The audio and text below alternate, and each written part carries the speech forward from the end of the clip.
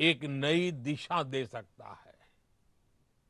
और इसके साथ जो युवा संवाद हो रहा है, वो कार्यक्रम आपके आइडियाज और एस्पिरेशंस को देश के सपनों से जोड़ने का बहुत बड़ा माध्यम है।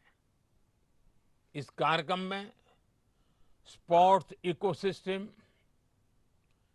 टैलेंट डेवलपमेंट, गवर्नेंस और विकसित भारत को लेकर युवा क्या सोचते हैं,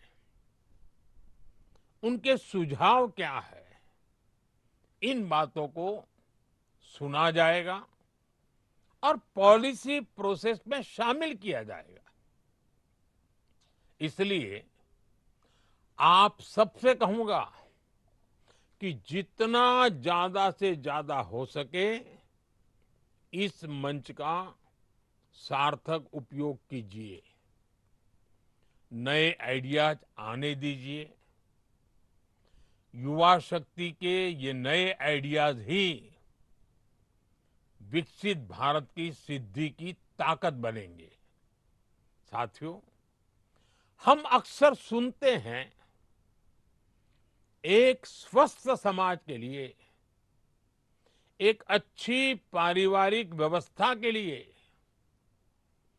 एक बेहतर कार्य संस्कृति के लिए स्पोर्ट्स पर्सन स्पिरिट बहुत जरूरी होती है। और ये स्पोर्ट्स पर्सन स्पिरिट खेल के मैदान में गए बिना सीखनी बहुत मुश्किल होती है। खेल हमें केवल चैंपियन बनना ही नहीं सिखाता, बल्कि खेल हमें एक बेहतर कंपटीटर बनाना भी सिखाता है। उठना, गिरना, गिरकर फिर से उठना, स्पोर्ट्स ये जज्बा हमारे भीतर लाता है। साथियों, खेलों से जीवन कैसे बदलता है, इसका एक बड़ा उदाहरण हमारे पैरा एथलीट्स हैं। पैरा एथलीट्स को जब कोई मैदान में देखता है तो जीवन के बारे में सोचने का नजरिया बदल ही जाता है। और जब वो कुछ अचीव करता है तो उस एथलीट के साथ ही उसके पूरे परिवार को नई जिंदगी मिल जाती है। वो माँ बाप, भाई बहन जो अपने उस बच्चे को शुरुआती दिनों में संघर्ष करते देखते हैं, उनके लिए उस दिव्यांग खिलाड़ी की सफलता उनके सपनों को, उनके हौसलों को भी एक नई ऊंचाई दे देती है। साथियों, मैं खुद ऐसे प्लेयर से हमेशा इंस्पायर होता रहा हूं। अब जैसे आपने सबने नाम जो सुने हैं, आर्चरी में हमारी एक बेटी एक कमाल की खिलाड़ी है। नाम जानते हैं आप? शीतल। जब पैरालंपिक में उन्होंने मेडल जीता तो पूरा जम्मू कश्मीर, पूरा हिंदुस्तान गर्व से भर उठा। ऐसे ही हमारी एक और बेटी अवनी लेखरा है, जिन्होंने दो दो बार पैरालंपिक के मेडल जीते। मैं जब भी बेटी अवनी से मिलता हूं, बहुत गर्व महसूस करता हूं।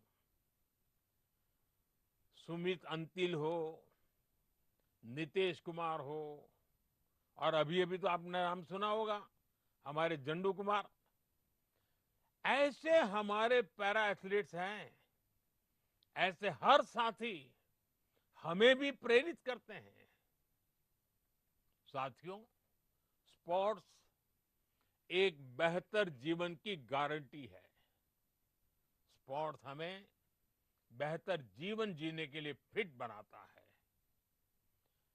हमारी क्वालिटी ऑफ लाइफ को बेहतर करता है। हम सभी फौजा सिंह जी के बारे में जानते हैं। पिछले वर्ष 100 वर्ष से ज्यादा की आयु में फौजा सिंह जी का निधन हुआ है। खेल के प्रति प्यार हो, फिटनेस हो, तो ये कैसे जीवन पर्यंत चलता है, फौजा सिंह जी इसकी मिसाल थे। उनका जीवन इस बात की बहुत बड़ी प्रेरणा है कि कैसे स्पोर्ट्स और क्वालिटी ऑफ लाइफ आपस में जुड़े हुए हैं। साथियों, स्पोर्ट्स का एक और बहुत बड़ा फायदा होता है, जो असली खिलाड़ी होते हैं उनमें ड्रग्स, नशे से दूर रहने की इच्छा शक्ति भी पैदा हो जाती है। आज जब नशे की इतनी बड़ी चुनौती युवाओं के सामने है, तो स्पोर्ट्स इसमें भी बहुत सार्थक भूमिका निभाता है। साथियों, मुझे खुशी है कि आज भारत में स्पोर्ट्स एक बेहतरीन प्रोफेशन के तौर पर उभरा है। समाज में स्पोर्ट्स को लेकर नजरिया बदला है। आज आप देखिए, हमारे देश में लोग ट्रायथलॉन में हिस्सा ले रहे हैं। 5K और 10K रेसेस दौड़ रहे हैं। यार दोस्त मिलकर हाई रॉक्स जैसे चैलेंजेस को पूरा कर रहे हैं। कोई पहली बार शीर्षासन करने की खुशी मना रहा है, तो कोई दोस्तों और फैमिली के साथ मिलकर पीकल बॉल और बैडमिंटन खेल रहा है।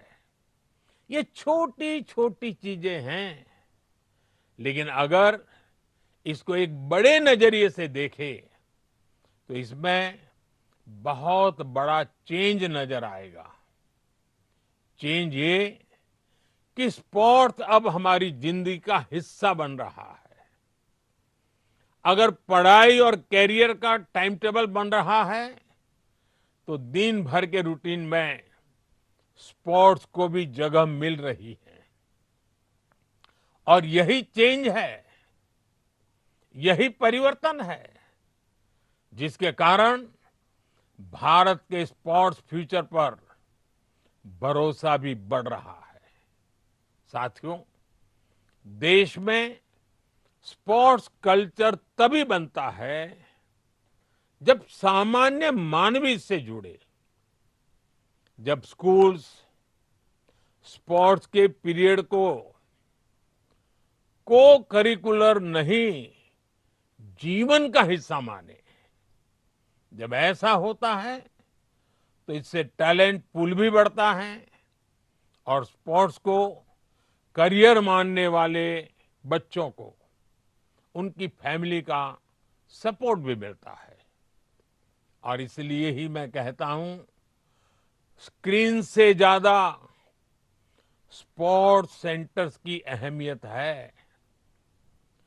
प्ले स्टेशन से ज्यादा प्ले ग्राउंड की अहमियत है। और ये तभी होगा जब आप सब युवा साथी इस अप्रोच को आगे बढ़ाएंगे। साथियों, मुझे भारत की युवा शक्ति के सामर्थ्य और उसकी सफलता पर बहुत भरोसा है।